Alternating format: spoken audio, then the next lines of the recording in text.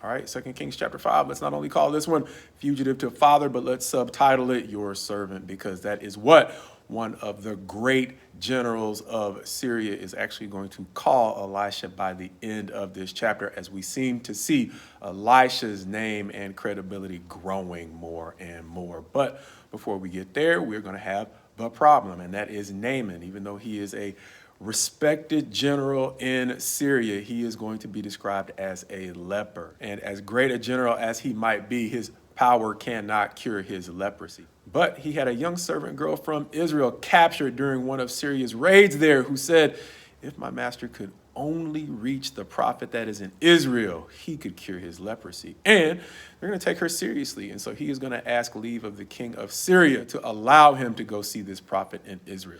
The king of Syria is going to give him a letter to the king of Israel, simply saying, I'm sending you to heal his leprosy, which is going to terrify the king of Israel, because he's like, am I in the position of God to be able to cure leprosy? And so because it seems that the letter was not specifically asking for the help of Elisha, the king's fear is going to get word to Elisha. He's going to let the king know, send him to me. And so he's going to send Naaman to Elisha. And Naaman is going to be more than a little upset when Elisha doesn't even come out to see him, but he's going to send a servant to say, go wash 7 times in the Jordan and you'll be fine. And he's going to be like, I thought he was going to come out, do something major, and heal me in the name of his God.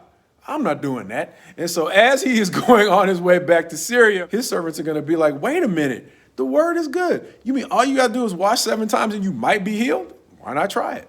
And so he is going to calm down, try it, and actually be healed, which is going to give him an about face as he goes back to Elisha and is actually like, wow, there is no God other than the God of Israel. And so he's going to ask forgiveness, though, because as he still serves a king who worships Rimmon, I think that's the God of Syria, he's going to say, as I honor Rimmon, please don't count it as sin, but instead, please forgive me, because I'm never offering a sacrifice to another God again, which is exactly what he's going to tell Elisha after Elisha has rejected the gifts that Naaman has brought in thanks for his healing, in verse 17, where it says, then Naaman said, if not, as in if you don't take the gift that I'm bringing, please let there be given to your servant 2 mules load of earth, for from now on your servant will not offer burnt offerings or sacrifice to any God but the Lord. Emphasis on your servant. And so now we have one of the commanders of the Syrian army calling himself